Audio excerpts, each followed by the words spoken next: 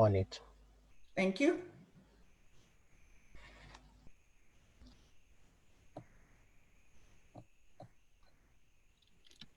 Please let me know when I can start.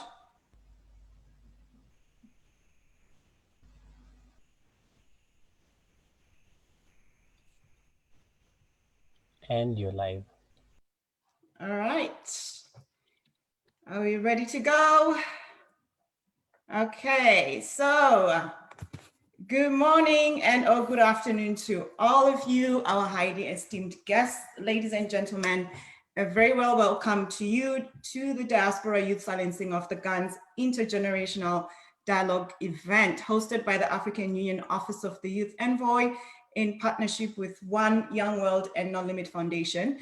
And for those of you joining us for the first time, I'm sure I'm now familiar faces to your cameras, especially on social media. My name is Cindy Zamora Bernard. I am the project lead and coordinator for the Intergenerational Dialogues and Silencing of the Guns campaign at the AU Office of the Envoy. I'm very honored on this particular day to be your event master of ceremony.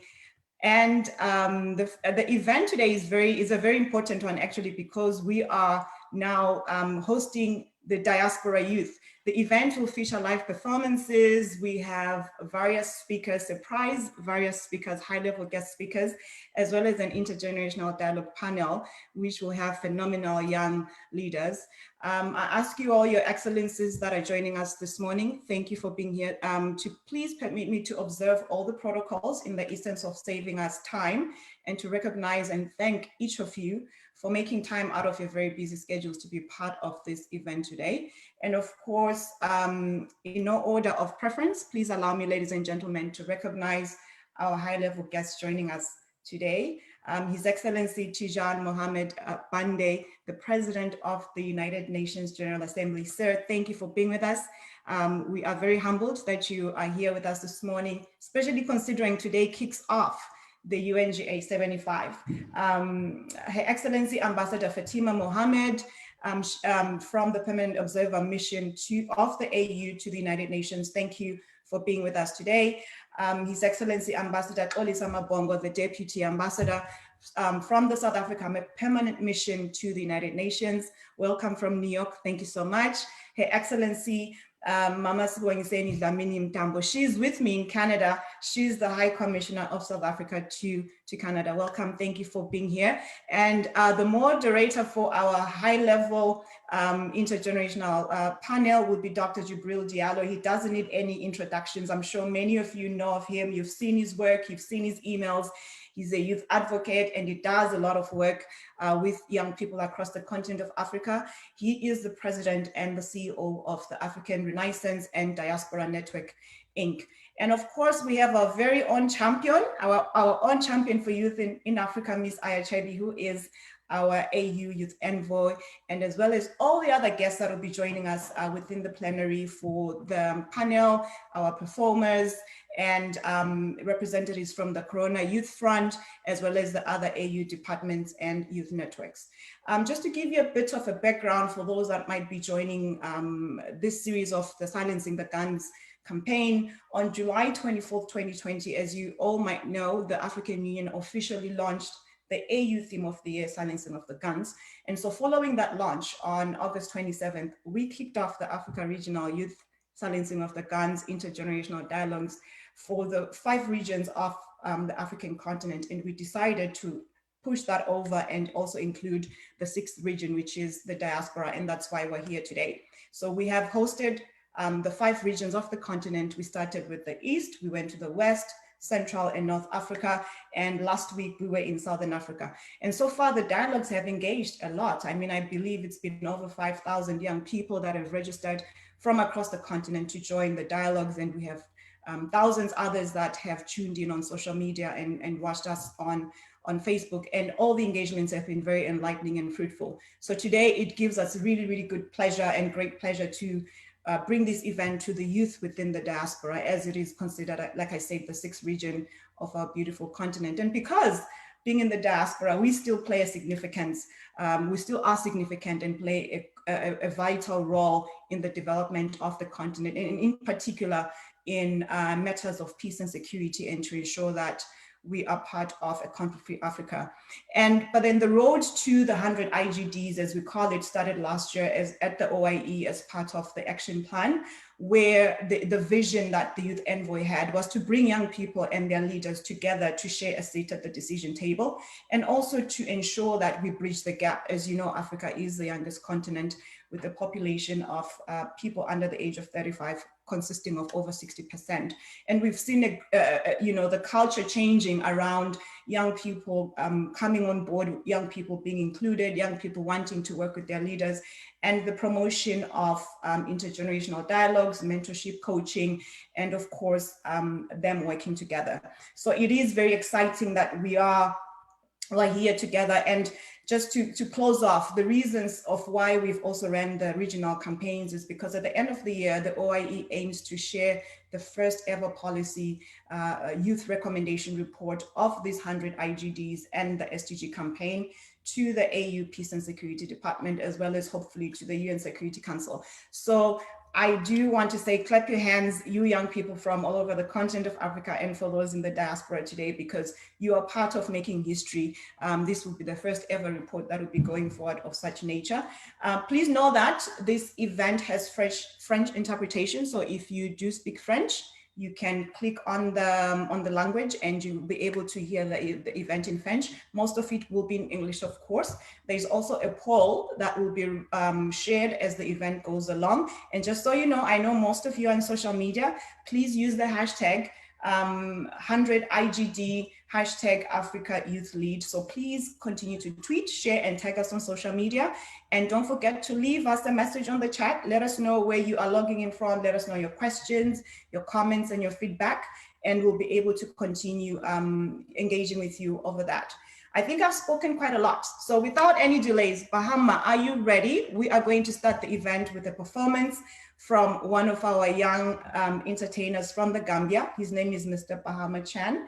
So Mr. Bahama, please unmute yourself and the floor is yours. Thank you so very much. And to everyone, a very warm welcome, and let's get going. Bahama, off to you. Thank you. Yeah, I'm here. I've unmuted myself, but the video, I think the host didn't unmute the video.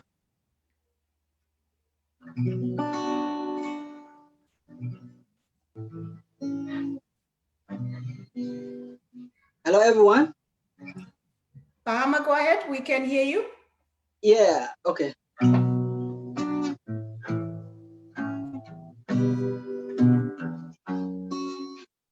Ooh, ba ba ba ba ba ba ba ba ba. Drop the guns, silence the bombs, drop the wars in endless storm. The preach of peace is what we believe. There is nothing nicer than peace. Drop the head and embrace smiles. Stretch around 9 million miles. The preach of peace is what we believe. There is nothing nicer than it. Peace is what unites the world. Peace, this is a gift to every soul. Peace, precious more than gold. Peace for the young and the old. Peace is what unites the world. Peace, this is a gift to every soul. Peace, precious more than gold. Peace for the young and the old, man. When crime goes to sleep and young people come together. Hearts unite in one to make the future brighter. The loves get deeper and the bonds get tighter.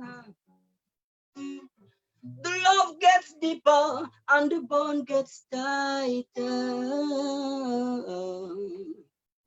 We are the change, we are the tool, we are the feature, and we are the power. Now is the time for us to make a move. We are not waiting for tomorrow. We can make it act a wall and we will grow bigger. When hearts smile at each other and hands clap together. Oh, oh, oh, oh, oh, oh. Peace is what unites the world. Peace, this is a gift to every soul. Peace, precious more than gold. Peace for the young and the old. Oh, for the young and the old. Without doubt, we can fight to end the wars. Without doubt, the wars will change to tours. Peace for the body, peace for the mind. Friendly days and lovely night, as we all sign. Without doubt, we can fight to end the wars. Without doubt, the wars will change to tours. Peace for the body, peace for the mind. Friendly days and lovely smile as we all sign. Isn't it beautiful despite different background and colors? Oh, oh, oh, our different tradition and culture. We are united for the peaceful wind to blow. Then open our arms wide and embrace a fellow. Oh, oh. Let the future blow, let the future blow in peace. Yeah. Let the future blow, let the future blow in peace. Peace is what unites the world. Peace, this is a gift to every soul. Peace, precious more than gold. Peace for the young and the old. Peace is what unites the world. Peace, this is a gift to every soul. Peace, more than gold. Peace for the young and the old.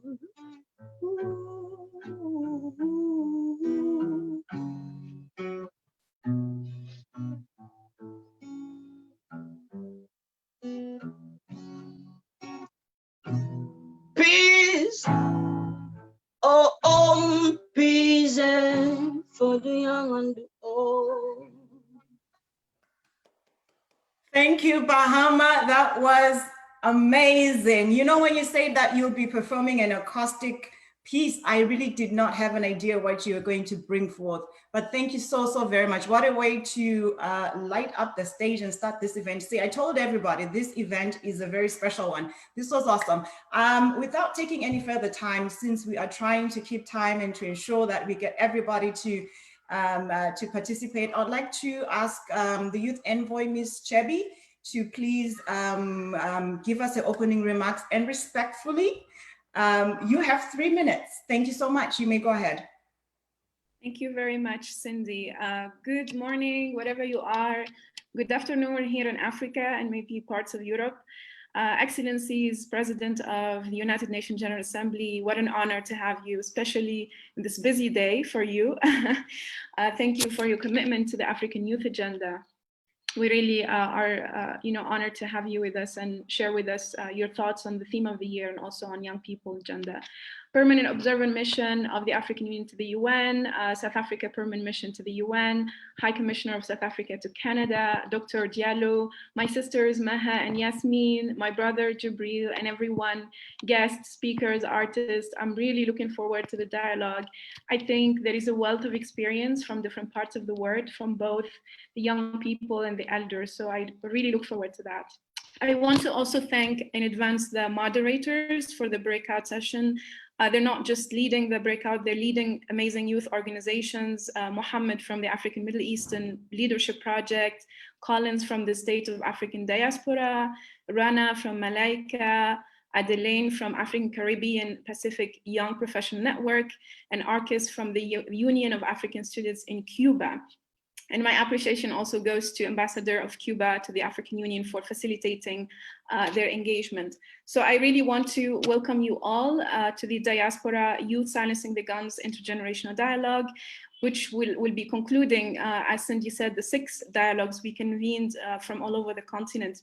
And today we want to also convene our 6th region, the Diaspora, which my colleague Angela from the Division of Diaspora will also explain more about. The theme of this year of the African Union, as you all know, is silencing the guns, creating conducive conditions to Africa's development. One of the flagship projects of Agenda 2063 My colleague, also Mfreke from the Peace and Security Department, will present more in depth the frameworks, decision, and progress made, including a milestone of the adoption of the Continental Framework on Youth Peace and Security, which was recently adopted by the Peace and Security Council of the African Union. But also important is that we are not addressing the theme of the year only from a free conflict Africa and the literal guns, but we also want to discuss it from the perspective of silencing youth unemployment, poverty and hunger, silencing gender-based violence, silencing corruption, and silencing climate crisis. So we have 5 sub-themes that the breakout session will go in depth of discussion in the consultation in the afternoon. We will also have COVID-19 as cross-cutting issue, and Garrett from the Youth Front on Coronavirus will give more insight into that. But these really 6 dialogues that we've been convening is part of engaging youth, bringing more consciousness into the theme of the year through the Youth Silencing the Guns campaign that was launched by the African Union in July, which really centers young Africans into this debate. Because the theme of the year of the African Union shouldn't be sitting in Addis Ababa and discussed only at the high level platform. It should be something that young people drive and young people lead on. So that's the idea of why we're convening them. And the outcome of today's engagement, like the other 5 regional conversations, is regional declarations that we will be briefed to the AU Peace and Security Council and the UN Security Council. I wanted also to mention that in order to complement the advocacy efforts we're doing on online engagement, we know that most of young people are not online, and we wanted to do some grassroots engagement. We released the Intergenerational Dialogue Toolkit for you as young leaders in the diaspora to self-organize these dialogues in your schools, in your communities and organizations, to bridge the social, cultural, and political differences between generations. We know there is a generation gap, and we know we need to build trust and sit together from all generations to collaborate and ensure some form of generational accountability and generational healing, because we can't just inherit systems we didn't co-design. We need to have these honest conversations. And our theory of change, which we explain in the toolkit, is intergenerational co-leadership. So as our diaspora youth, we really believe you have a critical role to play in Africa's agenda. Right where you are, you have a voice, you have a say, whether through your vote, through your writing, through your activism, in your school, in your workplace. You have the power to change laws, politicians, narratives, and public opinions, and eventually decisions about Africa and our place in the world and our relationship with continents and countries that you're born in or you live in. So it is extremely important to have your voice on this conversation. You also have the digital power. While 2/3 of the African continent does not have electricity and 70% of our population cannot even access internet and information, you can drive online discourse before we even wake up here and drive the narrative about Africa. So I really want to emphasize that this is extremely important to have your say in this dialogue, but also in the framework and the African Union. I want to finally just express my solidarity with our diaspora youth everywhere. And that we stand with you, whether it's for Black Lives Matter and fighting for for racial justice, whether it's to fight for migrants and refugee rights, whether it's the fight against structural discrimination against people of African descent in accessing employment and housing and education and lack of representation and a long list of issues. We are here standing with you, whatever you are, whatever your struggle is, your liberation is our liberation. And we're all bound by the Pan-African vision and our collective identity as people of African descent. And like Frantz Fanon said, each generation must discover its mission, fulfill it or betray it. And I think our generation as Africans in Africa and in the diaspora needs to unite around this generational mission. To conclude, I want to thank our partners, One Young Word, There Is No Limit Foundation for their support and continuous partnership, not only for this dialogue, but in very multiple engagements. I welcome you all again, and I really wish you a great discussion moving forward. Thank you. Thank you, Aya, for that. I don't think there's anything else that I need to add. You've echoed all the things that I would have said. But thank you so much. And you all heard it. For the young people of the diaspora, the envoy has clearly said and that you do hold the narrative to be the change makers for the Africa that we want, and you do matter, your voices do matter. In the respect of time, I believe Ambassador Fatima Mohammed from the AU Mission Office is here with us. I'd like to invite her to give us your opening remarks. And Ambassador Fatima, if we could ask you respectfully to be on the camera for 3 minutes. And then if you could do us the honors to introduce the GA president right after you finish your opening remarks, that would be we'll be very honored for that. Thank you. The mic is yours, ma'am. Thank you so much, Cindy. It's really an honor for me to be here with you all this morning. And let me commend the Office of the AU Youth Envoy for initiating this meeting and for bringing together this critical platform of intergenerational dialogue to engage on the AU strategic vision for 2020 and beyond, while linking youth's leadership towards silencing the guns, and particularly youth in the diaspora. I will try to be very brief, but I must, for obvious reasons, talk a little bit about the AU Commission and its role and strong focus on this theme of the year, silencing the guns, and creating a conducive condition for Africa's development. This is basically in line with our master roadmap of taking practical steps towards silencing the guns in Africa. And of course, now with the response to COVID-19, this has been inscribed in the call for youth leadership, which has been echoed by the chairperson of the AU Commission, His Excellency Musa Mohamed Faki. The Commission, without a doubt, needs you, and young men and women all over the world need to partner and join us in this fight, both against weapons, but also against COVID-19, particularly on the continent. And we have to be honest, things are really tough right now. The world could be in a much better place.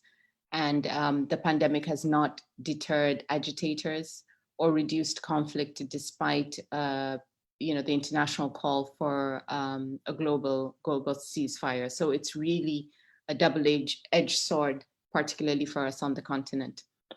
In addition to that, data has also revealed that there is a high shortage of food, there's inflation. This has been compounded as well by the impact of climate change, and there are many threats to social stability. And of course, the pandemic has also exacerbated a lot of the fragile situations, particularly towards our collective efforts towards fighting for peace, security, and also development on the continent. The reality is that with this deteriorating situation, it's likely to drive a range of security threats on the continent. And this crisis itself has exposed a number of glaring gaps. These gaps exist worldwide, but the weaker, of course, the system, the more vulnerable you are. And those where we have weak social infrastructures, that this puts people at a very high risk, and particularly women.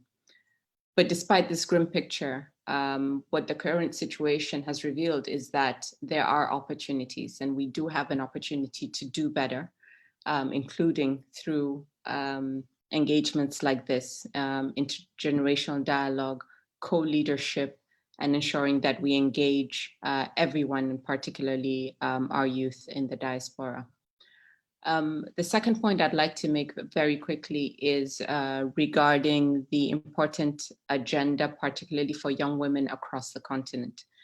This year is a critical year for gender and the women's agenda, and the celebration of while we're celebrating the 20th anniversary of UN Security Council 1325, and the Beijing Declaration, which is celebrated with the flagship Generation Gender Equality campaign.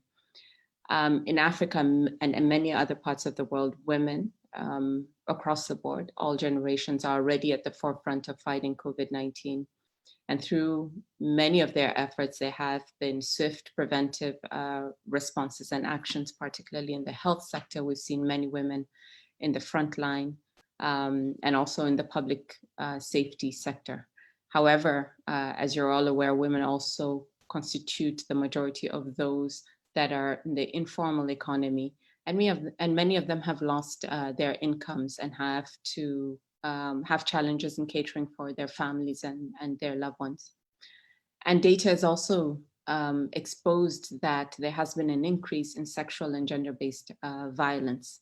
And I mean, with the onset of the pandemic, and this is something that we have to speak up about. We have to fight against, and we have to ensure that we do not roll back the decades of achievements on women's rights. So in conclusion, let me just say that today's virtual intergenerational dialogue specifically addressed to the African diaspora will help us identify many of the key areas of continued engagements and finding potential solutions, mobilizing, and also providing an open platform for co-leadership to mobilize the necessary human resources for concrete actions. I really wish you fruitful deliberations today, and I thank you for the invitation once again. Now, maybe I'll go ahead without much further ado. I have the honor to introduce our next speaker, who is the outgoing President of the General Assembly, His Excellency, Professor Tijani Muhammad Bande. Your Excellency, you have the floor. Good morning from New York. Let me, Excellencies, ladies and gentlemen, stand on exhibition protocol. I just have a minute because I do have to run. I really had to join in this very important conversation to join effort with our wonderful Youth Diaspora event dealing with silencing the guns, the intergenerational dialogue. This theme is well selected. I think there is nothing more urgent on the continent than the issue of silencing the guns.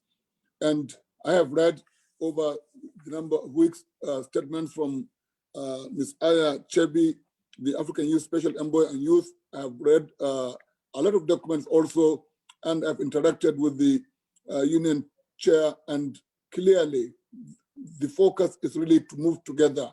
And the very idea that we do so around the objectives of the campaign. I really fully share in the objective of the campaign, which really bear repeating, which is to identify roles and key activities that youth can play to advance silencing the guns agenda, to foster intergenerational co-leadership on silencing the guns and promotion of governance, peace, security, and development, to identify the challenges and gaps that hinder the effective participation and contribution of the youth to silencing the guns, and finally to provide policy and action-oriented recommendation to address the identified challenges and barriers to youth participation, as well as maximize opportunities and enhance their contribution. These are extremely important. I'm very happy that the AU and its leadership is working very closely with the United Nations leadership, especially the Security Council, to deal with the issue of silencing the guns.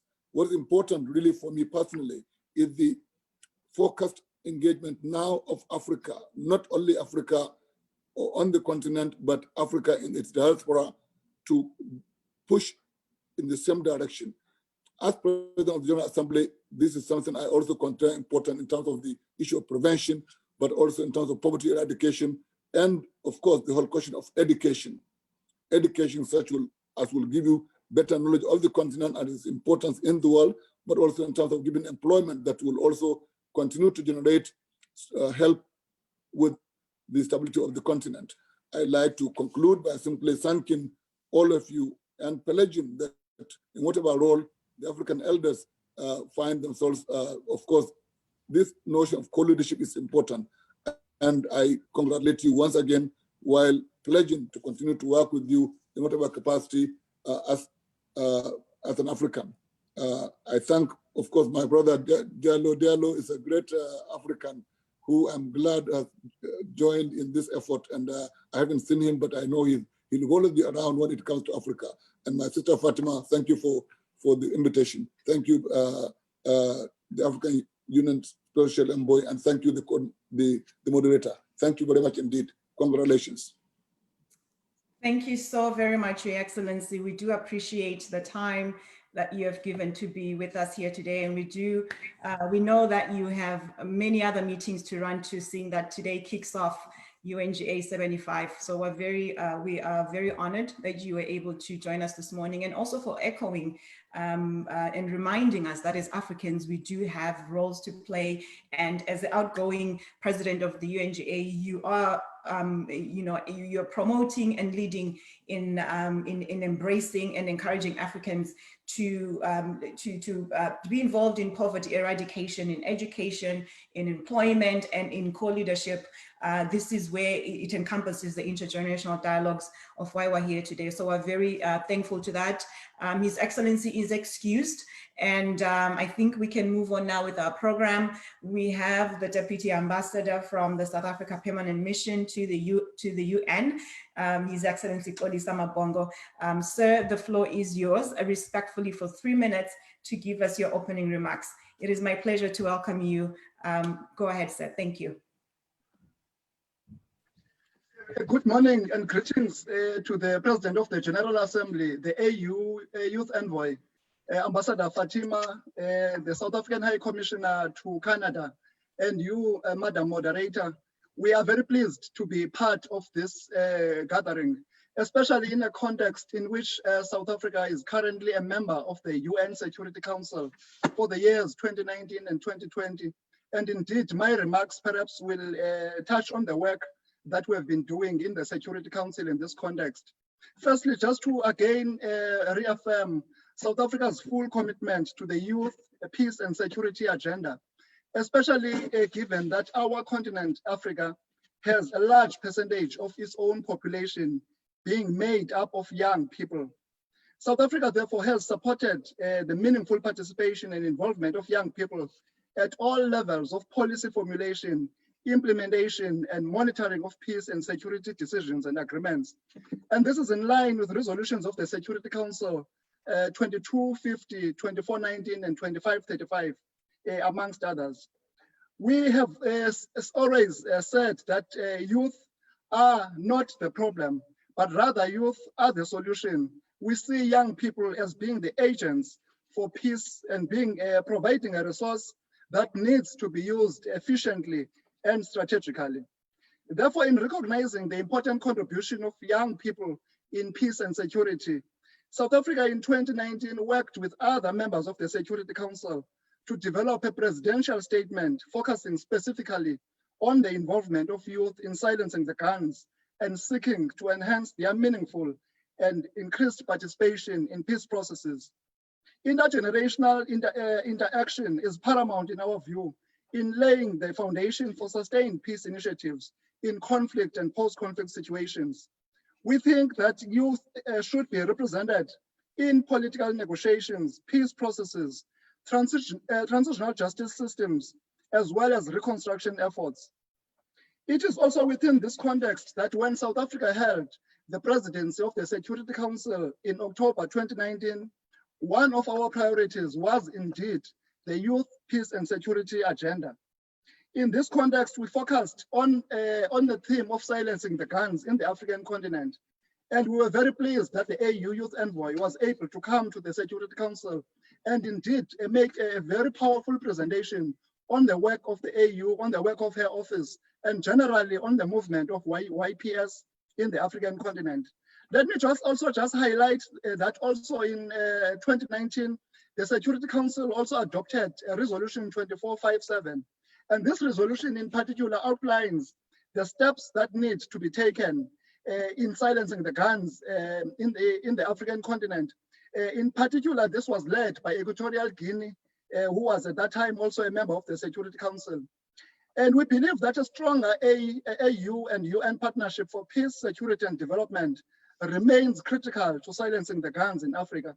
We are therefore encouraged by the role that the AU and the UN are taking to mainstream youth participation in peace and security. And I think in conclusion, let me just highlight that we again wish to underscore the importance of bringing about a pragmatic shift in the concept of the role of youth in conflict, which again moves young people away from seeing them as victims or agents of violence, but to seeing youth positively as the agents of change in peace building. We believe that they need to be seen as valuable human capital that they are, as this will help the continent to collectively achieve sustainable peace and silence the guns. It is our firm belief, in conclusion, that in this process, intergenerational interactions will foster dialogue between the different generations, and that allows for participants to speak with one another than above one another, with a common purpose of achieving peace and stability. As we leave the Security Council in December, we wish again to say that we will continue to be engaged in this process, working with the African Union, working with the UN, and also working with all other partners. I thank you. Thank you, Ambassador, for the remarks. It is very, it's one of the things that I hope that you're going to bring forward today, as in with South Africa being the chair for this year. And, you know, I know there's a lot of work that is being done by South Africa when it comes to peace and security and the involvement of young people. So this was definitely very educational for us, and you definitely hit the nail in the head. And we're very excited to learn that also the topic of intergenerational co-leadership, mentorship, coaching is in the existence and the front of institutions, as well as in the work that you're also doing. But you also put up a very good one, which talks about the political process and young people being involved, because we know that a lot of young people oftentimes do not want to engage in the political process and to foster the intergenerational political leadership. So this was very great. Thank you so much, Ambassador, for the time and for your contributions. We do value, obviously, South Africa being part of the UN Security Council for this year, and also, and then from the AU side being the chair for this year. Now, I'd like to move on to Ms. Mfreke from the AU Peace and Security Department. Mfreke has been with us for all our other events. She's been very supportive. She's an advocate, and she's at the front line working with young people when it comes to the framing of the AU theme of the year and youth, peace and security. Mfreke, you may go ahead. My sister, you have 6 minutes. Hopefully the 6 minutes is enough. I know because we have more that you would like to share. You have 6 minutes. The floor is yours. Thank you. Thank you very much, Cindy. I'll try to maximize the 6 minutes. Respectfully, it's a pleasure to join Ambassador Fatima, my big sister, Ambassador Tijani, Mohammed, and Ambassador Mbombo to provide some context on the Silence the Guns agenda, but as well as the Youth Peace and Security agenda. And to my fellow youths across the globe, I bring you warm greetings from the leadership of the Peace and Security Department of the African Union Commission, which coincidentally anchors the two agendas, Youth Peace and Security and Silence the Guns. To contextualize, as you know, Africa continues to experience diverse threats to human security, peace and stability at national, regional, or continental levels, with far-reaching, humanitarian, socioeconomic, and financial consequences. As such, during the 50th anniversary of the Organization of African Unity, now the African Union, the Assembly of Heads of States and Governments in May 2013 adopted a solemn declaration, basically summarized to achieve a conflict-free Africa by 2020 through what has now become the popular agenda, Silence the Guns. To achieve this formidable aspiration, the Peace and Security Council, which is the highest decision-making body of the African Union in matters of peace and security, developed a master roadmap, which Ambassador Fatima alluded to, on practical steps to silence the guns, which was adopted by the Assembly in 2017, with the aim of addressing the structural causes of violence, conflicts across 5 broad areas: politically, economically, socially, environmentally, and legally. As we approach 2020, it was therefore imperative that the Assembly designated the year 2020 as that of silencing the guns, creating conducive conditions for Africa's development. Notably, from the onset, I would like to, to drum it in that silencing the guns is not just about silencing physical and active violence conflicts on the continent, but also working to prevent new conflicts from erupting, and in a post-conflict setting, preventing or mitigating a relapse. As such, within the context of what we call the African Peace and Security Architecture, the African Union has pushed forward diverse issues on democratic governance, rule of law, human rights, issues of conflict prevention and mediation, issues of post-conflict reconstruction and development, peacekeeping, and disarmament, including designating September annually since 2017 to be that of Amnesty Month, a development that makes anyone across the continent with that is in possession of illegally acquired weapons to walk into any relevant government agency at any member state level and surrender those weapons every September without fear of penalty or prosecution. So we encourage young people across the globe to drop their weapons. This is the time to surrender weapons. We're in the month of September without any fear of prosecution. But I think what is very important is that the African Union Master Roadmap on silencing the guns recognizes young people as leaders, partners, and beneficiaries. It recognizes them as vital resources and key instruments in silencing the guns, as agents of socioeconomic change and sustainable development.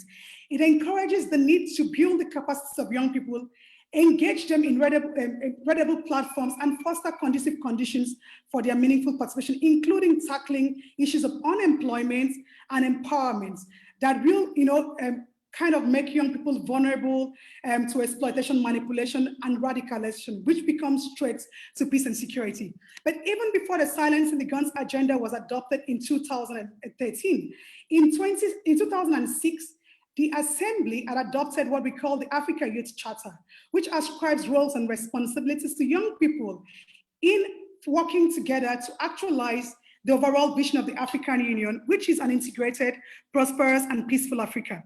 Specifically, Article 17 of that charter recognizes and kind of assigns responsibilities to young people across 7 broad areas, which is generally under peace and security.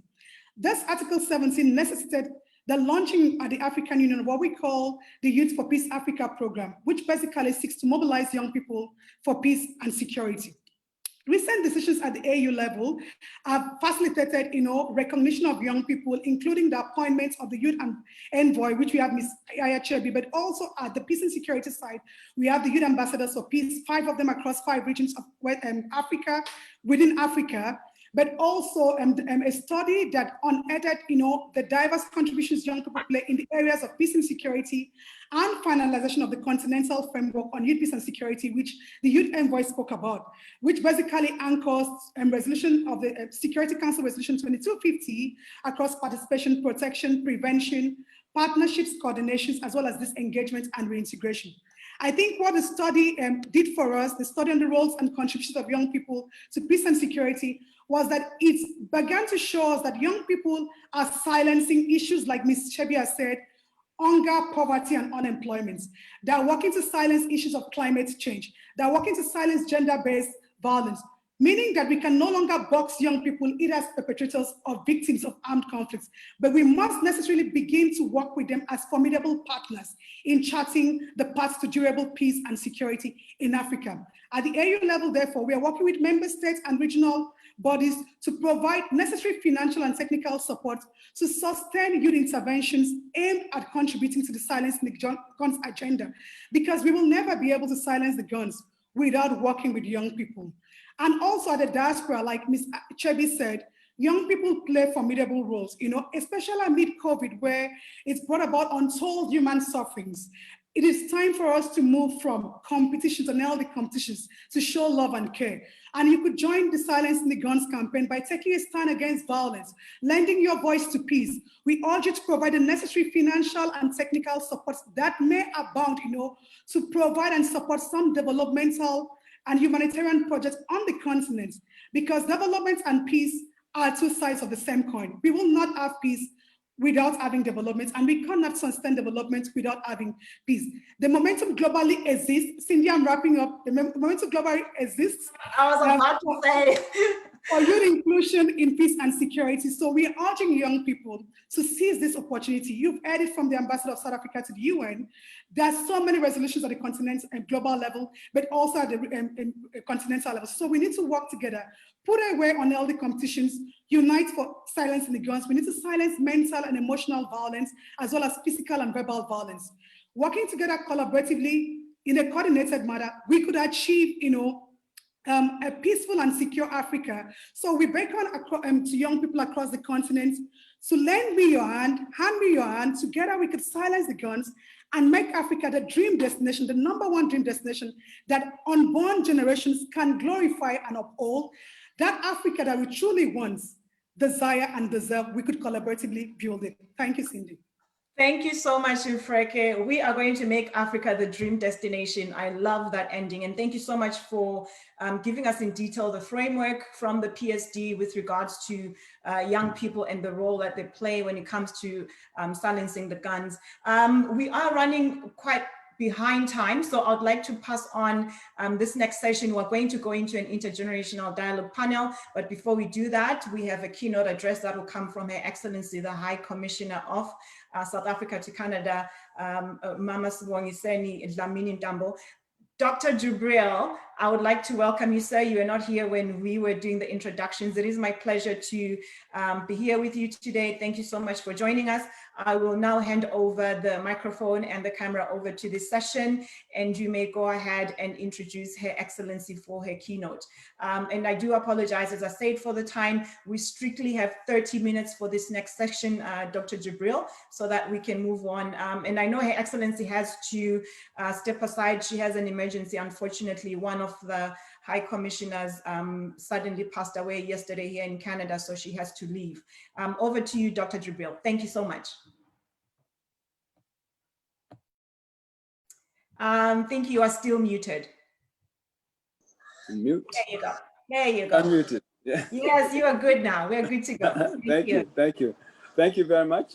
So we will go immediately to the High Commissioner of South Africa to Canada because of the time constraint. So Excellency, you have the floor, please. Thank you so much. African Union Youth Envoy, Ms. Aya Chebi, Excellency Ambassador Fatima Mohammed, Excellency President Bande of the General Assembly, Deputy Ambassador Kolisa Mabongo, my fellow panelists, Excellencies, Ambassadors and High Commissioners who have tuned in, our AU youth leaders in diaspora, ladies and gentlemen, I greet you all. I would like to thank this office for the honor of being invited as guest speaker this morning on a topic that is so relevant and which has been identified by the African Union as one of the flagship programs if we are to achieve our 2063 agenda towards the Africa we want.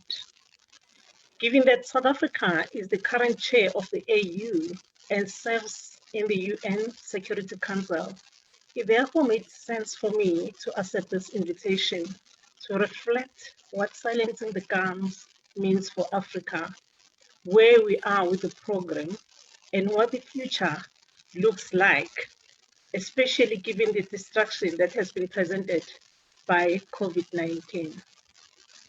Let me from the outset express my appreciation to the African Union Office of the Youth Envoy for its active role in the affairs of our beloved continent, Africa. I have followed some of your engagements on intergenerational dialogues, and judging by the wealth of knowledge and the robustness of discussions, there is reason to be confident in the future of our continent. I am especially gratified by the interest and involvement of the youth in diaspora. They are a vital voice for the continent in the world. In July 2019, the Executive Council of the African Union decided that the AU theme for 2020 will be silencing the guns, creating conducive conditions for Africa's development. The decision of the Executive Council was based on the observation that conflict and stability are still serious challenges across the continent, and that their impact has adverse effects on development. They perpetuate poverty, they reduce the incentive to invest in Africa, and they hamper the achievements of the objectives of Agenda 2063. Silencing the guns is therefore one of the very crucial preconditions for the success and the rise of our continent. Silencing the guns encompasses the entire peace-building process, from conflict prevention, resolution, and management. It is thus not just about active armed conflict, but it's a comprehensive peace-building project. Conflict in Africa is in fact the biggest challenge to realizing the aspirations of our people. It is a challenge to Africans both at home and in diaspora. It's a challenge that has to be tackled by bringing all generations to the war room to seek solutions. It is a challenge that none of us can ignore because the prosperity of our continent is dependent on Africa's stability. Our current leaders, the elders or older generation, my generation, and more importantly, the youth or younger generation have to work together to resolve it now, for the future of the next generation is dependent on it. This is the essence of intergenerational dialogue. We cannot pass the burden of conflict to future generations.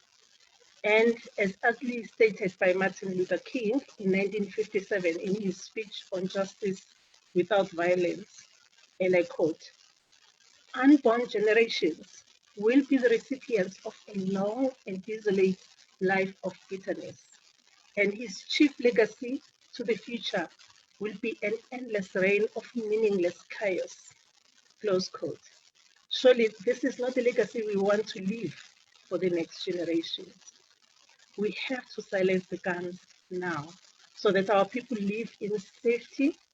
They live without fear or threat to their lives.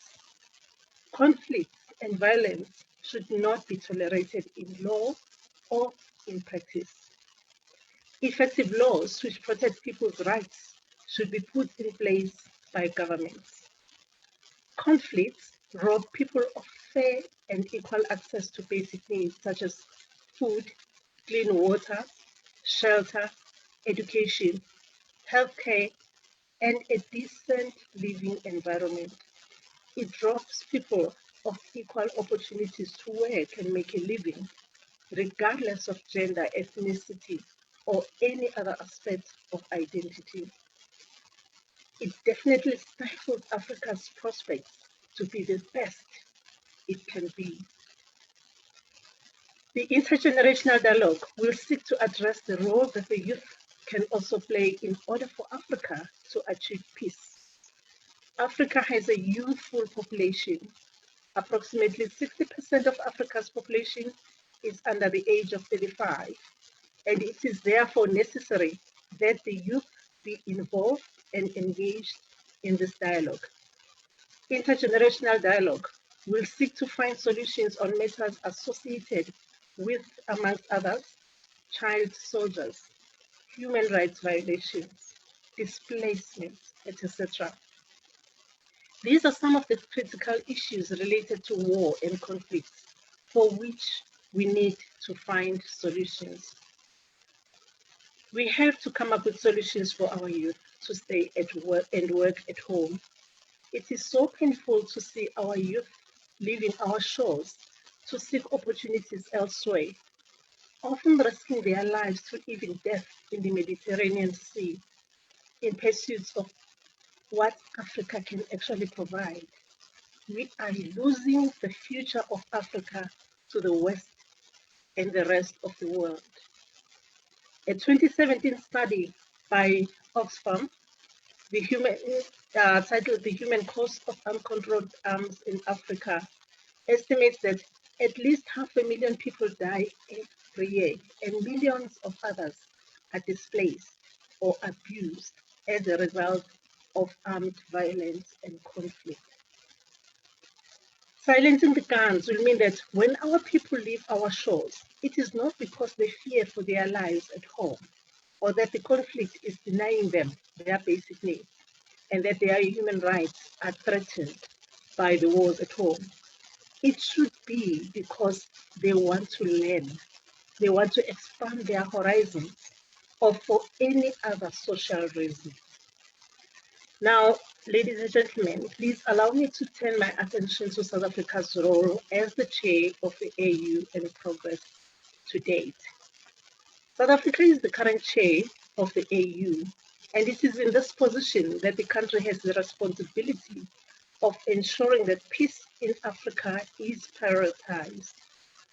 Also, South Africa welcomed the opportunity to serve as a non-permanent member at the United Nations Security Council for the period 2019 to 2020. This provided an ideal opportunity for South Africa to use its membership to elevate Africa's peace and security agenda.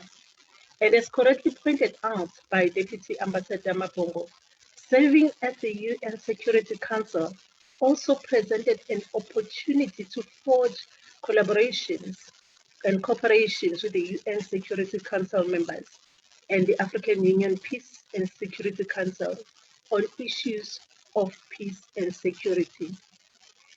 In a meeting in September 2019, applauding the cooperation between the United Nations, the African Union, and the various sub-regional organizations, speakers at ministerial debate in the Security Council highlighted African-led efforts to lift the continent out of conflict, while underscoring the urgent need for dedicated sources of funding for peace support operations. Maria Luisa Ribeiro Giotti, Chief de Cabinet, Executive Office of the Secretary General, said, the collaboration between the United Nations, African Union, its member states, and other regional mechanisms has never been greater. South Africa has been at the forefront of peace diplomacy in Africa and is seen by its commitment to peacekeeping and its various conflict resolution activities, such as mediation, negotiation, and post-conflict reconstruction. Participation in peacekeeping has stood out as one of the pillars of South Africa's Afrocentric stabilization agenda, positioning the country as a leader in both African Union and United Nations missions on the continent. South Africa has demonstrated its strong commitment towards ensuring continental ownership and solutions for Africa's challenges, including through participation in various high-level committees.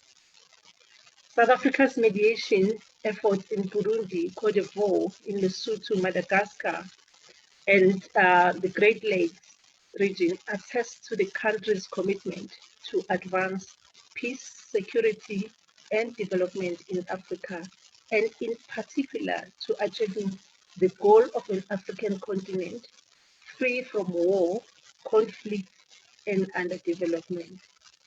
It is within this context that South Africa will continue to deploy troops and members of the South African Police Services to UN-mandated peace missions. At present, South Africa is the 17th largest troop contributing country to the United Nations Department for Peace Operations, with a total of 1,153 soldiers. It should be noted, though, that South Africa only deploys personnel to UN-AU peace missions in Africa. South Africa believes that a strong, united, and independent African Union working in partnership with regional organizations is instrumental for the achievement of a continent free of war, free of conflict, and underdevelopment, as encapsulated in the AU Agenda 2063, the Africa we want. South Africa welcomes African support from the United Nations Secretary General and the chairperson of the African Union Commission's call for a global ceasefire. Globally, 115 governments have endorsed this call. It has also been supported by regional organizations, by religious leaders, and more than 200 civil society groups and 16 armed groups. So, where are we today? What has been the progress? The progress of the past decade to establish peace, security, and stability on the African continent resulted in the strong economic growth and positive development outcomes for many African countries. However, pockets of conflict and instability in a number of African countries run the risk of eroding the positive gains made in building more inclusive, equal, and prosperous society. And as Ambassador Fatima pointed out, the outbreak of the COVID-19 has added a new layer to the peace and security discourse, to silencing the guns. The prevailing global health crisis due to COVID-19 pandemic has compounded the challenges related to silencing the gun. It has necessitated a rethinking in how Africa interacts with and responds to such a crisis, making it necessary for collaborations to mitigate the impact of this pandemic. Numerous challenges that the COVID-19 pandemic has presented to the continent. South Africa, as chair of AU, as well as all member states, remain determined to address peace and security challenges confronting the continent through the AU's master roadmap of practical steps. Your Excellency, I do apologize. I am told you have a minute left because of the time that we have gone over so that they can move on to the panel. Thank you so much for the intervention. Okay. Let me just try and step down towards my closing. Just give me a second. I'm just trying to skip a few things here. Okay.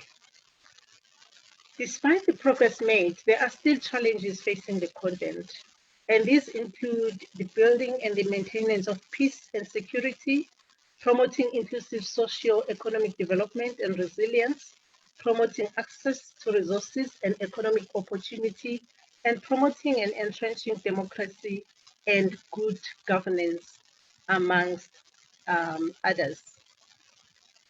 As we mark the 20th, sorry, I'm going to skip that. Lastly, and certainly not least, the active role of the African youth in working towards and contributing to peace and prosperity on the continent cannot be overemphasized. In October 2019, youth activities from across Africa joined the UN Council's members as well as the UN Secretary General Special Advisor on Africa in a debate on mobilizing youth towards silencing the guns by 2020.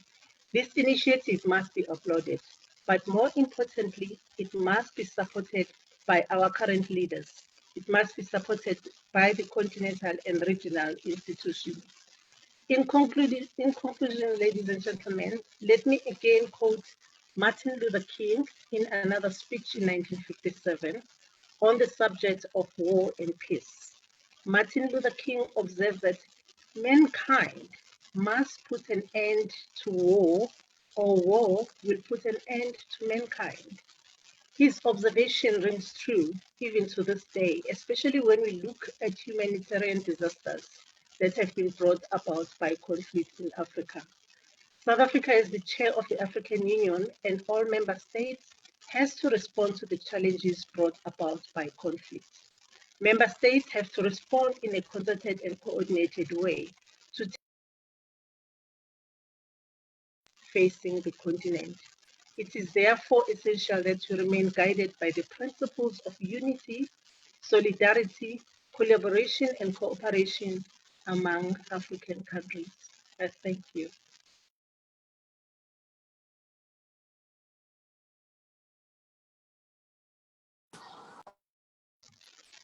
Hello. Yeah. Oh my goodness. Ambassador, Your Excellency. Yes. Thank you so much for such an inspiring intervention, which has really helped us to look at how, through the diaspora, we can mobilize the development and support of key actions that can be undertaken by the youth. And we've taken a very good note of the different points that you made, and they're very, very important as a framework for our panel discussion on the intergenerational dialogue. Time is against us, but the youth are known to be more creative than ever before. And I want to make sure that on the lead of that, we have a ball of fire, the youth envoy of the African Union to the United Nations. So Aya Chebi. And again, Excellency, thank you very much for this keynote address. And we are going to move immediately to the other parts of this agenda. I want to note that the High Commissioner occupying such a high-level position, we have had in this opening ceremony a very strong presence of women in leadership. And that's the future of Africa and diaspora. And that's what we've been pushing in these days of COVID-19. So Excellency, again, thank you very much for this intervention. And do we have now the opportunity of looking at the issue of framing the theme of the year and youth, peace and security? I know time is limited. I'm asking the organizers whether we have time for that at this stage before going to the panel itself. Question to you, Cindy, please. I do apologize. You're not going to like me today. We're so much running behind time. I think it's okay for us to just jump into the panel with the youth leaders that you'll be speaking to. They have approximately 10 minutes, unfortunately, because we have to end the program. Yes, very soon. I do apologize on that. Thank you. You can go ahead. Okay. So we have three dynamic young leaders. We have all the way from China, Maha Juini, and coming from Europe as Diaspora, Yasmin Abdelmajid. And then for the Americas, somebody whose name is spelled differently, but he's my namesake. His name is Jibril Diallo, but spelled in the English-speaking manner rather than my name spelled in the French-speaking manner. So we have a number of questions that can guide your interventions. Number one is, as youth from the diaspora, what does the AU theme of the year of the silencing of the gun mean to you? Number two, and what are key messages that you would like to have regarding the role that you can play as youth from the diaspora in promoting silencing the gun and also peaceful Africa? And third and final question, very short, is how do you see, when we talk about intergenerational dialogue, and this is a wonderful theme that Aya Chebi has brought in, and I think that it has have that kind of interaction between the youth and the less young, like ourselves. And so we've had that, and this is very important. So how do you see the intergenerational dialogue fitting this, to the specific theme of our meeting, which is silencing the guns? And what role do leaders play in embracing and encouraging intergenerational dialogue? So let's jump in. Who would like to come in?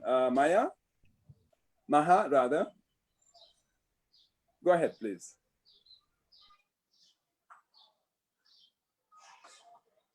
Is that, I have you on the screen. Is that,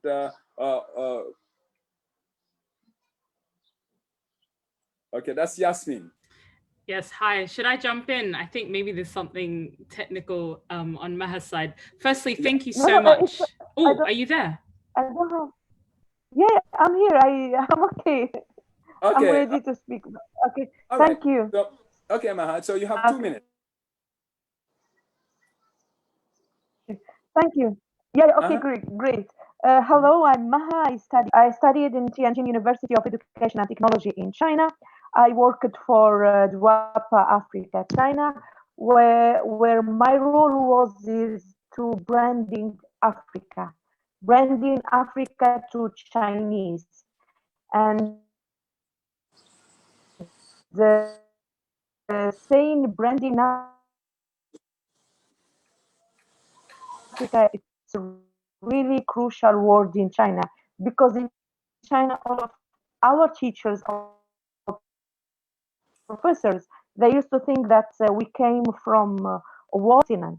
Chinese, they think that Africa is one country, they're really struggling, but it's not true. So our main job is to brand the continent, to show that Africa is beautiful. Africa is really peaceful place, and it's a beautiful place to work. The second issues I faced it, I had to work on inter-African dialogue. First, I was working for Africa-China dialogue, but indeed I realized that my brothers and sisters from Africa, they don't know the north of Africa. They don't know that Tunisia is part of the country. Not all of them, but some of our brothers, they think that we are Arabs. We are not Africans, and this is the reason. This is the result of uh, colonizations. North Africa is under the label of MENA region, is under the label of North Africa, Middle East. We are not considered as part of the continent. And here I had to work hard with my African community to let them understand that we are the children of Africa. Now, when you talk to me about silencing the gang in Africa, I think firstly of living together between all Africans and coexistence between us, because in the diaspora, Africans, when we meet together, we have firstly our ethnic problems, our language barrier, religious problems, and racism. We do have a lot of issues. So to come over of all of this, we had to make events, workshops between us to build Africans together. And it wasn't that we Africans in the diasporas, we come from different cultures, we come from different identities, and we were trying to make an intercultural dialogue between us, and we really support inter-regional cooperations, and we promoted social cohesions between Africa. But so and anything else? All right. My 2 minutes. Yeah, it's over now. You can have 30 seconds to wrap up. Go ahead, please. Yasmin? Oh, yeah, I'm happy to go ahead.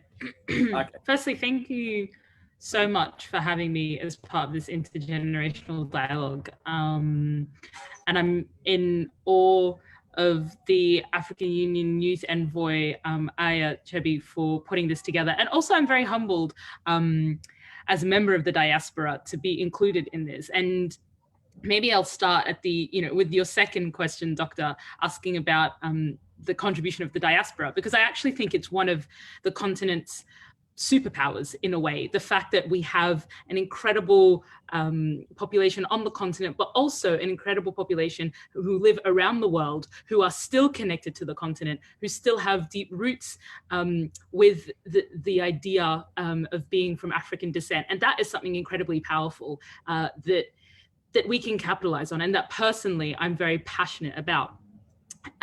The concept of silencing the guns has been spoken about a lot on this session, but for me personally, as somebody who spends a lot of time at the moment as a writer and as a creative, I think it is also about having the space to be able to create and having the space to be able to dream beyond simply fighting for survival, really, because there is so much that is possible. We have great histories, and inshallah, we also have great futures. And I think that is something that really, that I'm very passionate about, is when I sit together with my fellow African brothers and sisters, and I see the talent, and I see the passion, and I see the potential and possibility, I get incredibly excited. And it is when we realize that there are things that are, there are obstacles, genuine obstacles like poverty and hunger and conflict and so on that are stopping those things from being realized. You think, okay, if those things can be silenced, for a moment, for a generation, then we will really see that potential be realized in China. And that for me is very exciting. And so that is what I encourage the diaspora around the world to really think about. How do we contribute to the silencing of whatever those obstacles are in whatever context we're in, so that we are able to realize the most of who we are and to benefit from the incredible diversity across the continent, the incredible wealth and resources, and oh, that's my time. Well, thank you very much for having me. Very interesting, fascinating. Thank you so much. Contribution of the diaspora. Move on to the third panelist, Jibril Diallo, representing the Americas. Thank you, Maha, and thank you again, Yasmin. Hey, peace and blessings, everybody. What's up, namesake? Hello from Brooklyn to all my brothers and sisters around the diaspora and at home. Thanks to all the organizers. Appreciate the African Union Youth Envoy, the No Limit Foundation, One Young World. I'm gonna jump straight in and go quickly because I know we're behind time. Your first question on what the AU theme on silencing the gun means to me as a young leader, silencing the guns means to me, being bold with our vision for the future of Africa, to bring about an end to all the wars, the civil conflicts, gender-based violence, and to prevent genocide. We need to think boldly, radically, and to be frank, revolutionary. Fight to manifest a truly united continent. Untangle the tentacles of neo-colonial powers and move towards true liberation. Lifting up our people out of poverty, chasing out corruption. The list goes on. Taking a holistic approach to addressing the violence, in the same way my office does here in America, in New York City. Crime is on the rise across, major cities all across America. And the pandemic has really magnified the issues we've been dealing with for decades, jobs, housing, education. And the solution lies in, I believe personally, as mentioned, by boldly re-envisioning what safety means. Taking a holistic approach from the bottom up towards radical change, towards revolution. And, history tells us as a youth, the revolution lies inside the hearts and minds of our young ones.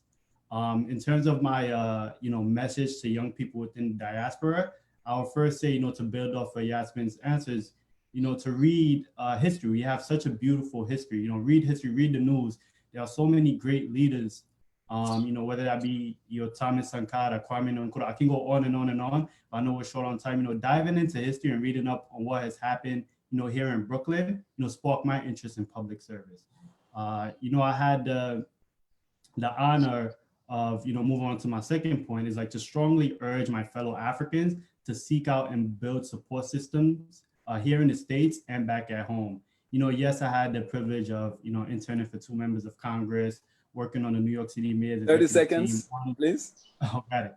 I'll rush through on and on and on. But really, I just urge the people in diaspora with these 30 seconds to identify and celebrate other young leaders, doing the work on the ground, amplifying their voices. We must uplift each other. And, in the 21st century, we have the incredible tool of social media to spotlight important and necessary work being done on the continent. So take some time today, scour the internet, connect with folks on the ground, and let's move down to, break these barriers of communication. I have some more to say, but, thanks again for having me. I appreciate, this opportunity to be here and share this space with you all. And I look forward to, continue to work in the process.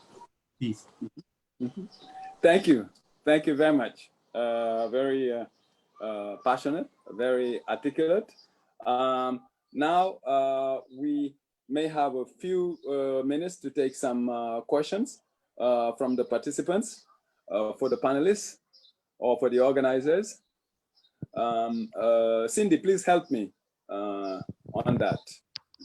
Absolutely, Dr. Jibiri. I will see. Let us see. I think we can take 3 questions based on the time that we have left. We can. I still have to have a little bit of time towards the end. Yes. To ask, among other things, Yasmin, her call to action and recommendation, and then wrapping up. Just if you could kindly take it into account. Absolutely, that's not a problem at all. Do we have questions from the floor? I'm just trying to see if we have any open questions.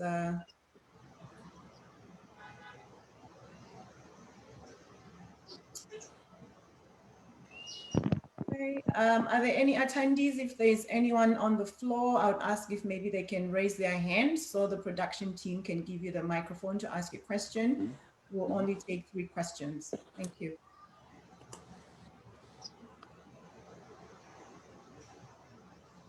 Hello. Yes, please let us know your name and you have 20 seconds to ask your question. Thank you. Maha. Okay. Hello.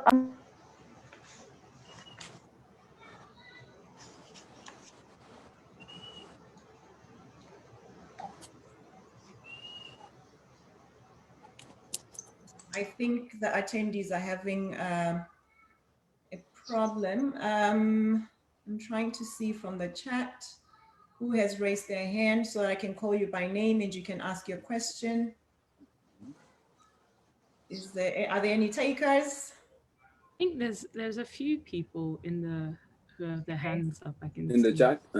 Hey, can you please call the name? So we have Angel, we have Austin. So when you call the name, we can allow the speakers. Right. All right, I cannot see the names. I'm not sure if it's just my screen. Is there an Angel Villa? Angel, you have the floor. Please, you can speak. Unmute yourself and speak.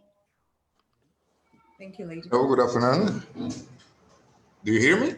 We hear you. Go ahead. I can hear you. Okay, greetings to all of you from the diaspora. I'm from Cuba, the ambassador of Cuba to the African Union. I would like to ask if you consider that a sort of silencing the guns can be extended also to the fight of illiteracy, poverty, hunger, and other social problems.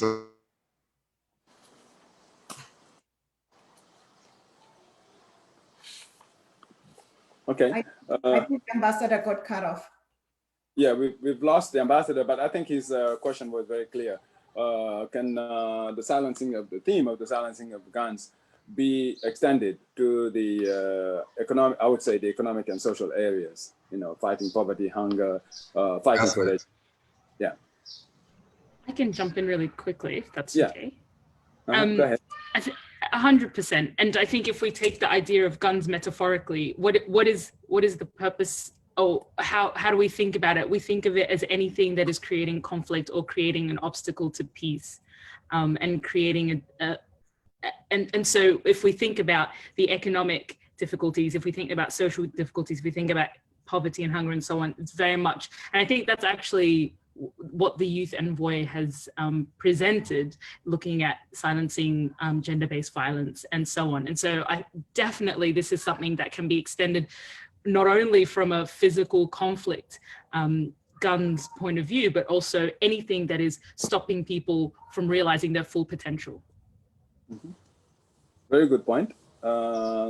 Next question, please. I just want to allow as many as... We have a hand up from Peter. Peter, you can unmute yourself, please, and go ahead and ask your question. Thank you.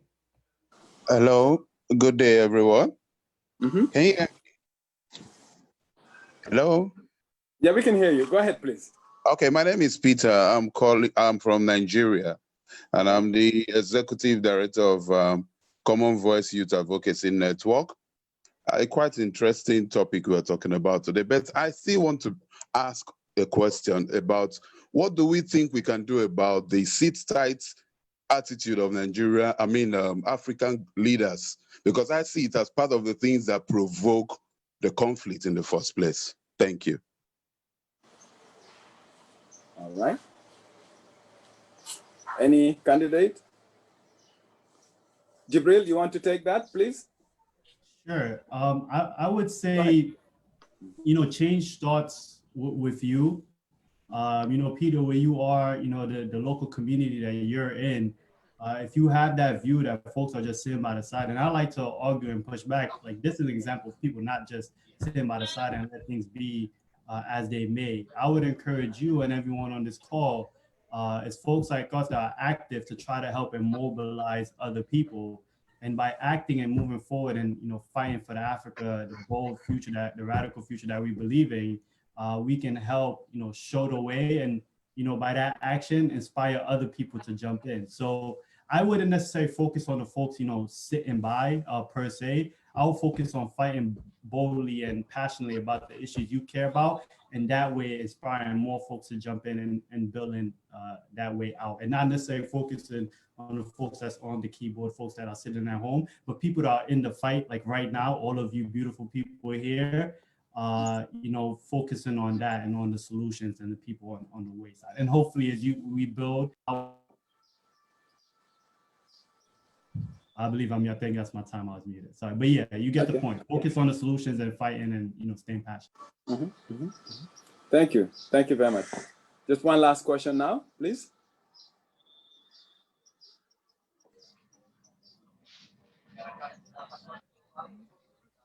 I'm trying to see. Cindy, come in. Yes, I'm here.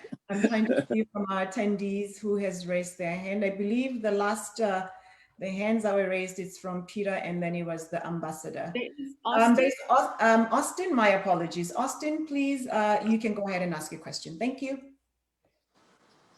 All right, thank you. Thank you to everyone and the panel. I got your point, Jibril, but I just wanted to also, you know, quickly find out, how do we begin to galvanize people that have like minds, right? Because I think that's where you were trying to tilt that question to, because many times we see people who are perpetrating violence as those who are just outlaw, those who are out there. So how do we begin to galvanize people who have the same value system in such a way that we can restore some level of sanctity back in our communities? Like you finding your tribe, right?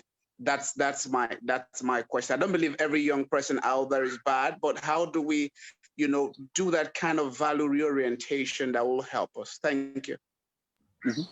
Thank you. Quick response from the panel, please. I can jump in. Let me go. Oh, sorry, is Maha there? Yeah, let me go to Maha, please. Maha, come in, please, from China. We were technologically challenged all the way from China, but we'll try again. Maha, come in, please. Yeah. You cannot speak, start my video. Yeah, I'm here. Yes, thank you. Yeah, you can hear me. Yeah, clearly. Thank you for listening to me. I think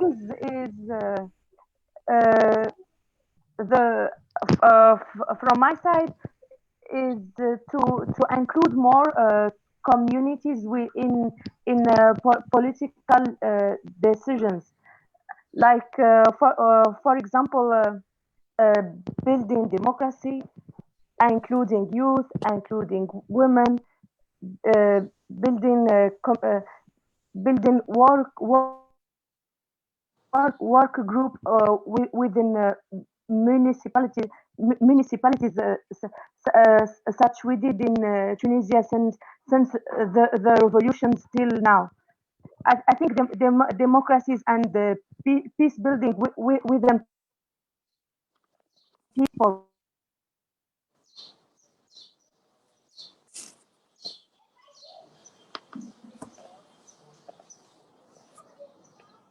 Okay, we have some difficulties there with the connection. You can hear me, right? Yeah, now we can hear you, Maha. Yeah, if you could just wrap up, please. Thank you. Okay. Yeah, thank you. I said that building the democracy within African countries and within African community is the only way to overcome this challenging. Because talking about peace and integrating youth,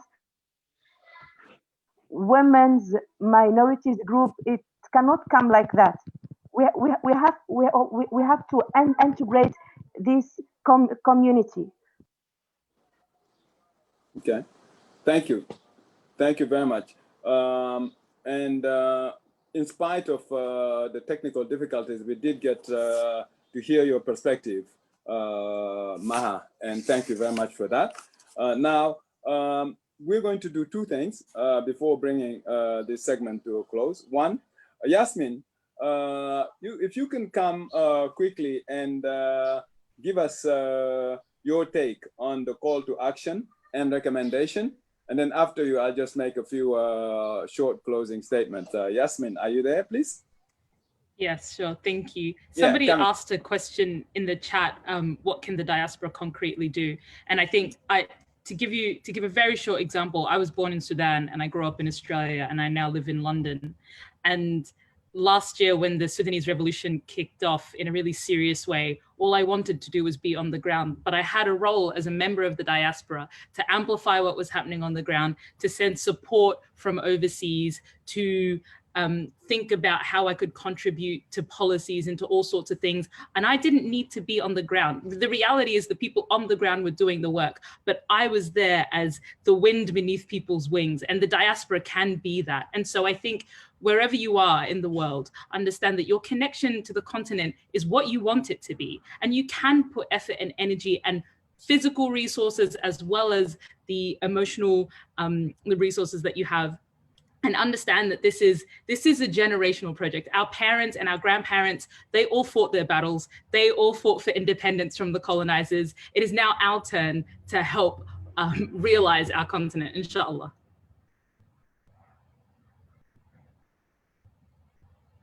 Unmute. Thank you very much, Yasmin.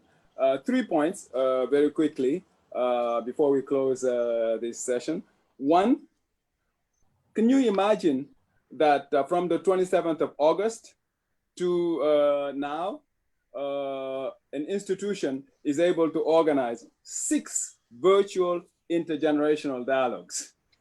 I mean, that's amazing. In these days of challenges with COVID-19 and everything, it takes the leadership of Aya Chebi, the envoy, the youth envoy of the African Union Commission, to mobilize people at that level. And I want us to really say thank you and pay credit to Aya Chebi, to the team, Cindy and others that are working around this. It's not over, but we need to recognize this, because by recognizing this, we're bringing a breath of fresh air in this connection. Number 3, I'm very encouraged that the majority of the participants here are women. Women at the forefront of the struggle for this intergenerational dialogue, because as we know, and Aya, you've been saying this quite a lot, women have been the one who have suffered the brunt of suffering during COVID-19. So that in that connection, I want to again remind you that we have this major initiative, which is to give a red card to all forms of discrimination and violence against women and girls. You need to sign www.redcard.pledge. We need to have 1 million signatures before 2022. And number 3, very quickly, is that all of you mentioned the issue of branding Africa.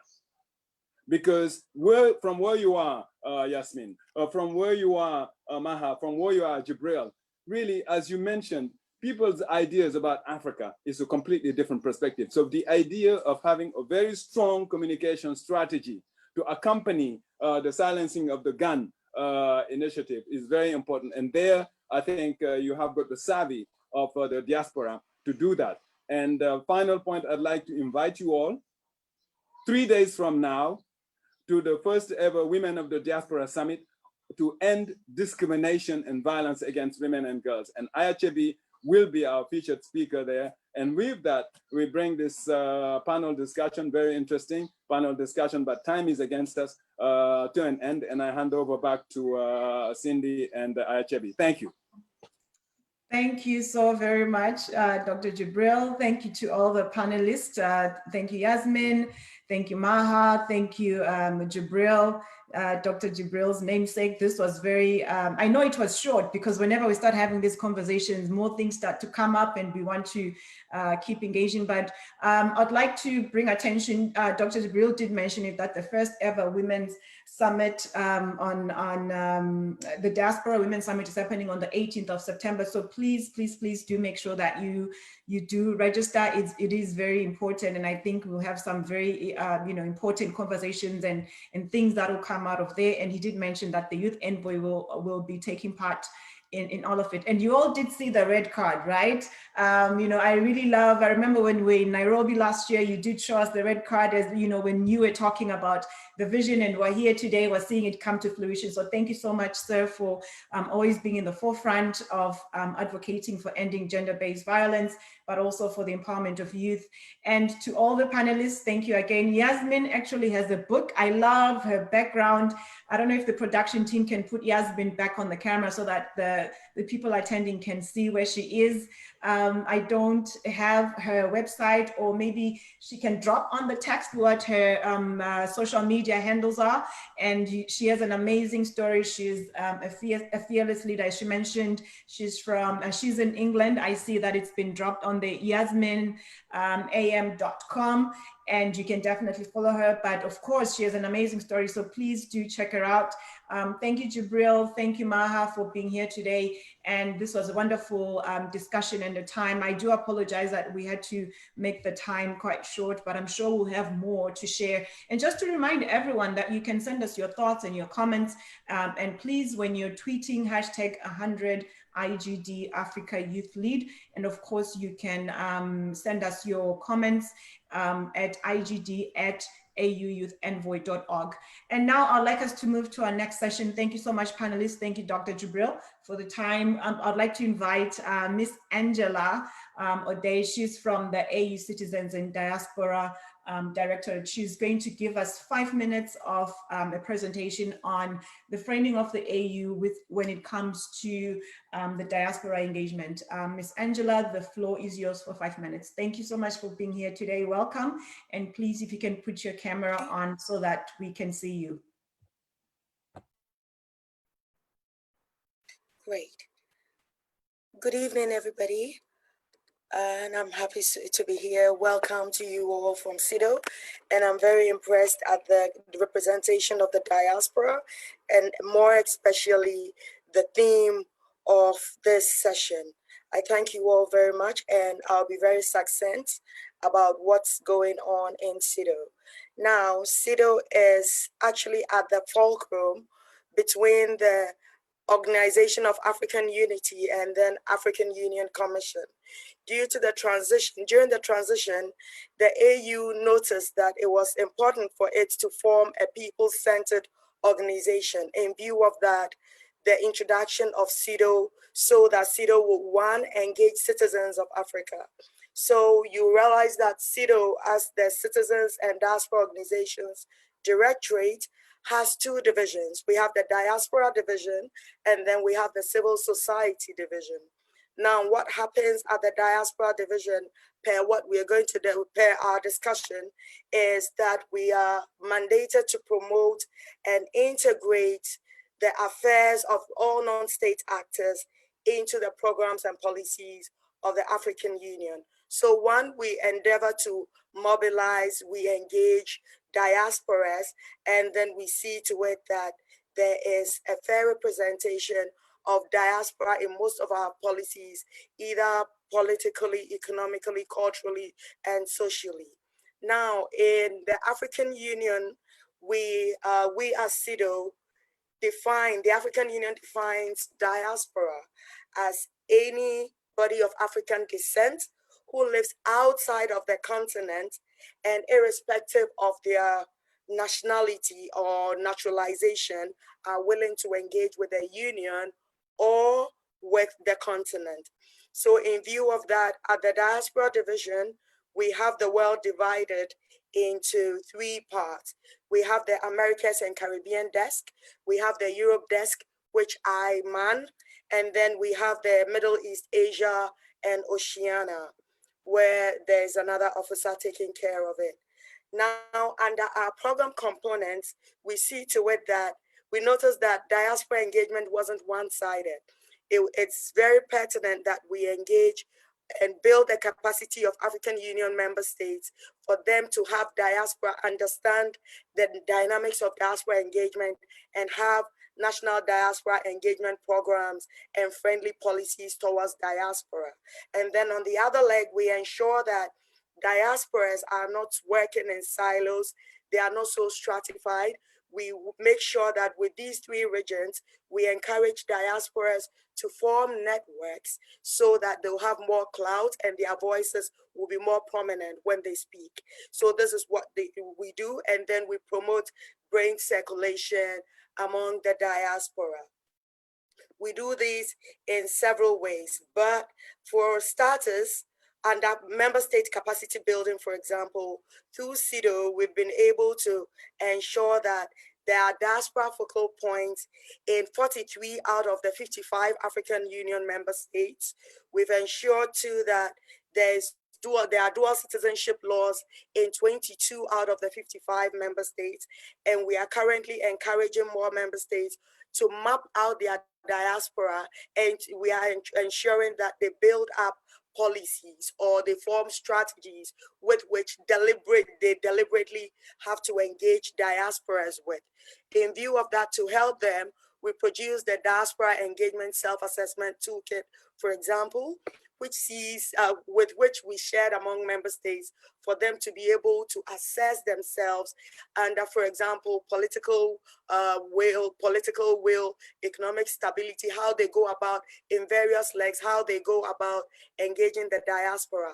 Now, when they are lagging in any of these, what we do as CEDAW is to make sure that we produce tailor-made programs or training programs to make sure that they understand and to bring them up to that leverage so that the diaspora engagement on the continent can be sustainable.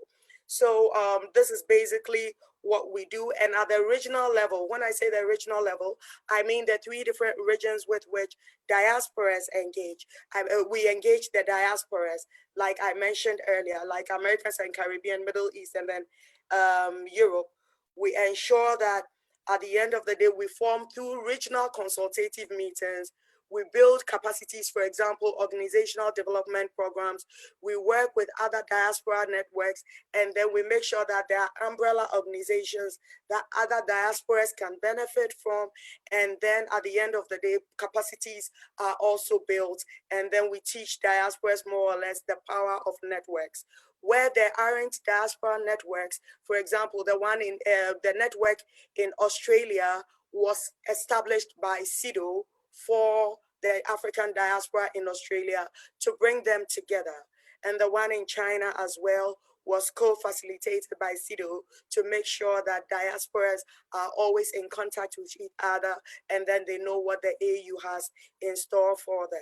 So under this, we have as well the Diaspora Legacy Projects, which came as a result of the Global Diaspora African Summit, which took place in Sandton, South Africa in the year 2012, which set the platform going for diaspora engagement. So we have the African Institute of Remittances, for example, which is a diaspora legacy project established in Nairobi.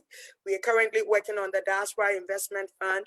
We are in the process of consulting the various African Central Bank representatives to make sure that the validation process is kickstarted, and then we have it in fruition for us to be able to invest in it, and for diasporas to lay a liable platform for diasporas to be able to engage and then benefit from various developmental projects on the continent, and for them to get their money's worth and all that. So we have the Diaspora Volunteer Call, the professional database, and so on and so forth.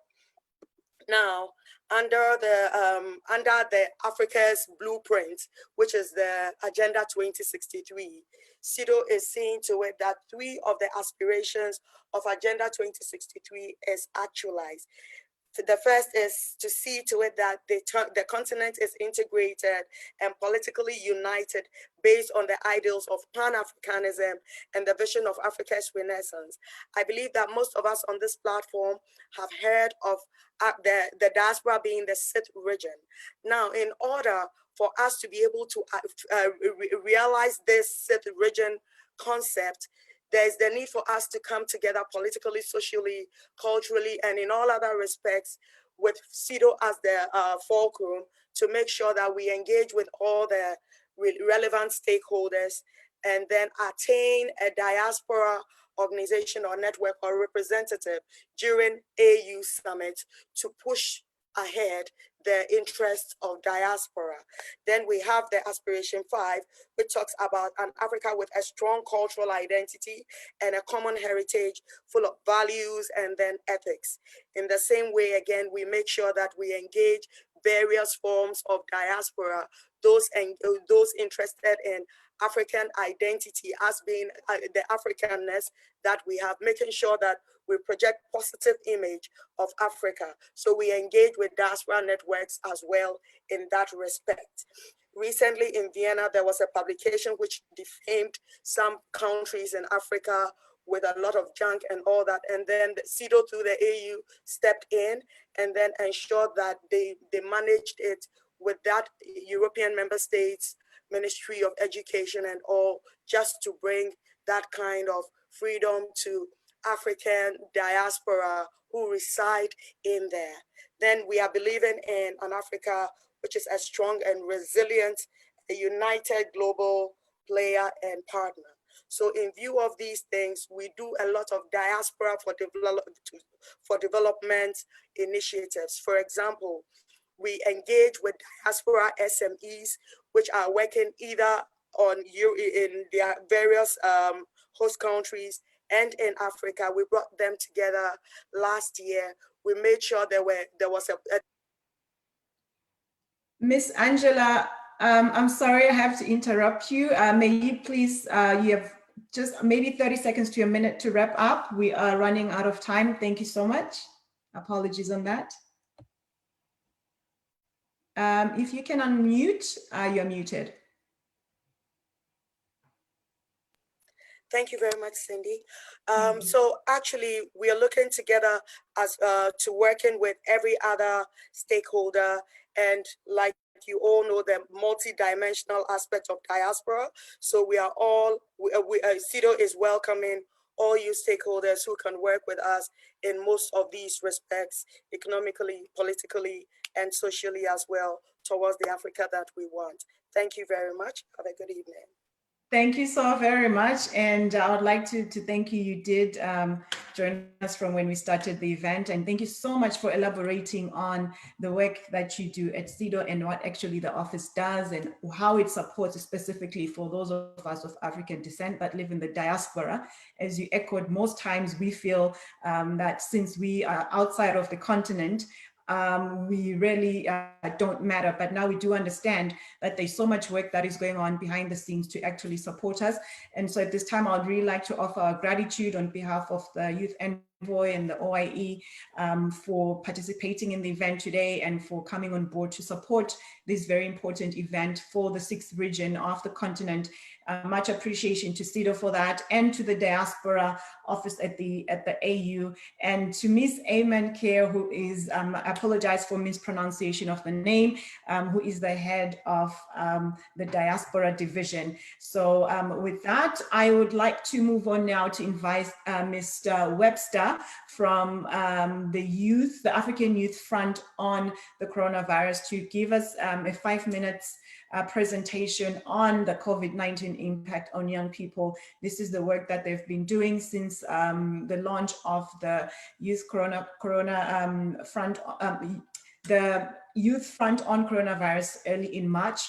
And so he'll quickly run us through a PPT and as well talk to us about some recommendations that have come from that. Mr. Webster, you have 5 minutes. The floor is yours. Thank you so much. And please don't mind me if I do interrupt you at the 4 minutes mark so that I can just remind you of the time left. Thank you. Go ahead. Thank you. We'll try to stick to time. Hello, everyone. Good day. This is Garrett Webster. Thank you to Aya and Cindy as well. Let's get into it. On May 6, 2020, the African Union launched the African Youth Front on Coronavirus as a multi-stakeholder youth advocacy group to support the implementation of the African Continental Strategy for the COVID-19 pandemic. This makes African Union the first intergovernmental organization to create a high-level policy and advocacy framework for young people to co-lead Africa's response to the pandemic. The Youth Front has held 17 meetings so far, and with the participation and support from the Commissioner of HRST, Commissioner of Social Affairs, Commissioner of Infrastructure and Energy, Deputy Director of the Africa CDC, and we've had Twitter online training with regards to online campaigning and mobilization. You can see here our objectives are organizing and mobilizing the youth to unite them, and grassroots civil society actors, convening and facilitating regular virtual AU consultations, just to brief and engage the youth constituents and address the needs of particularly the marginalized youth. Also to support advocacy and implementation of the Africa CDC communication strategy and the African Continental strategy as well. In the month of June, the Youth Front conducted discussions and consultations which elaborated the impact of COVID-19 on young people and the immediate needs as countries were trying to build back from what it had lost. During these discussions, the youth leaders noted that young people weren't particularly affected as much by the virus as much as the older population. They noted the deaths were from the pandemic in the immediate communities were not as high with regards to global trends. However, the youth leaders emphasized the socioeconomic impact that was felt disproportionately for the younger generation. And so in addition, the pandemic has exposed the inadequacies of the healthcare, infrastructure, governance, and social protection for many African countries. And so here are some of the specific areas that the impact has been felt. Education has been disrupted. Unemployment, specifically for those in the informal sector, has been disrupted. Reports an increase in gender-based violence, difficulty accessing financial support, healthcare, food insecurity, and more reported cases of mental health struggles. So going forward, the immediate post-lockdown priorities for youth.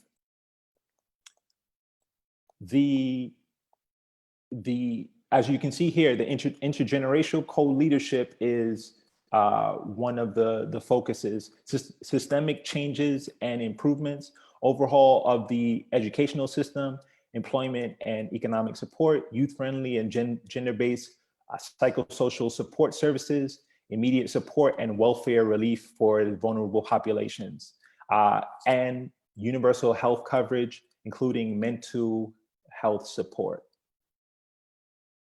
So with regards to intergenerational dialogues, the OYE has a brochure and toolkit, and for co-leadership, youth just don't want to be, don't want things to be business as usual. They want the systemic failings that have been exposed to be addressed and to be co-creators, not just beneficiaries. So in conclusion, everybody's voice counts. We want to hear from you guys. Use the hashtag #AfricaYouthLead. Send us an email. Collaboration as youth is important. Let's reach out to one another and see how together we can achieve our aims. And so with that, I yield my time.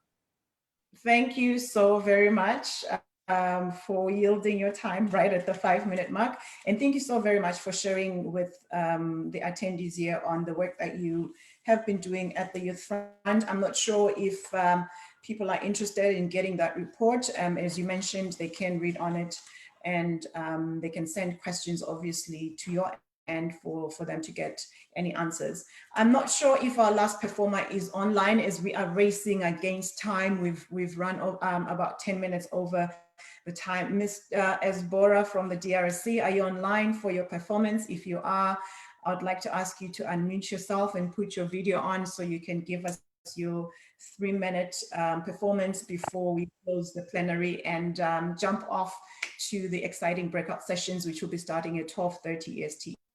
Diaspora, the floor is yours. Thank you.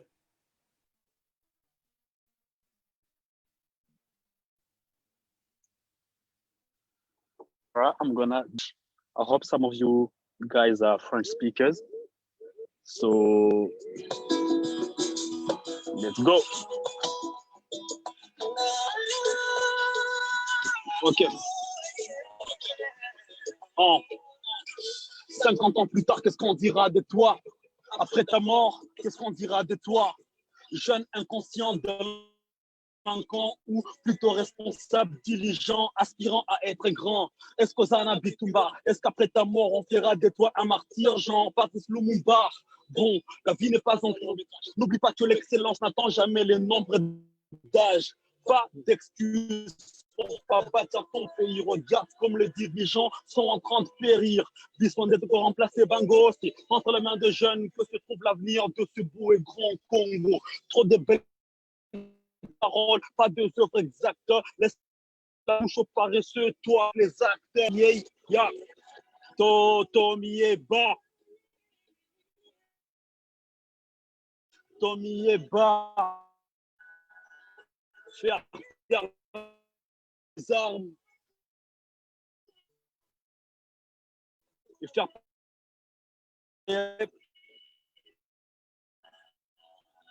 taire les armes, faire parler la justice. Et à mon humble avis, la jeunesse devrait utiliser beaucoup plus cette arme-là. Une arme. Ok. Arrêtons de rejeter la faute aux autres pour que le Congo soit beau. C'est nos efforts qui nous serviront des Photoshop.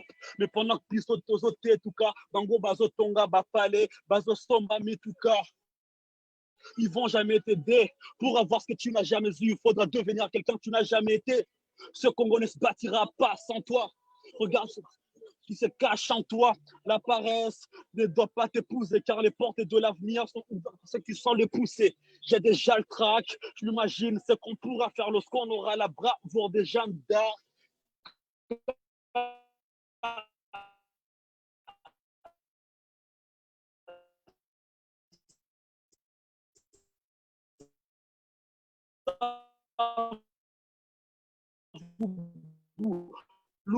Lumumba, Paul Panda, imitons ceux qui se sont battus pour Nali Panda. Il faut qu'on se connaisse en tant que jeunesse en Afrique. Et aussi, je n'oublierai pas de le dire.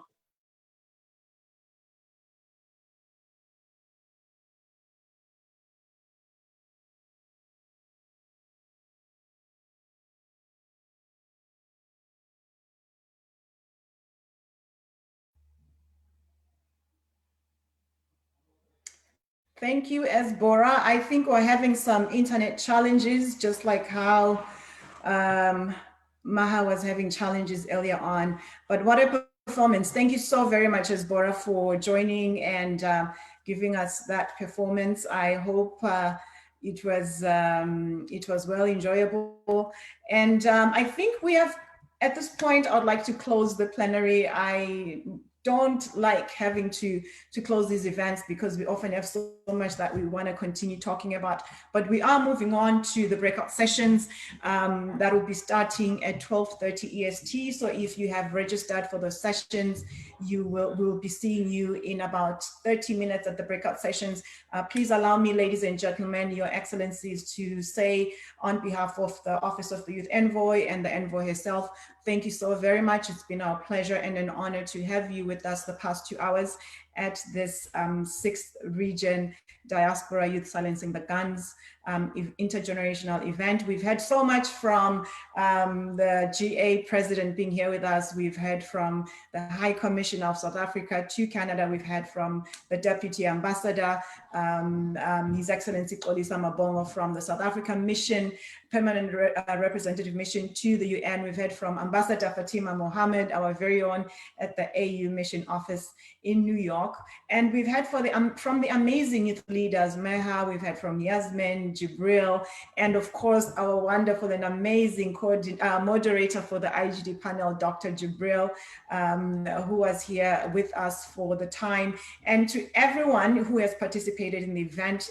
the production team from the OIE office, and a huge, huge thanks and recognition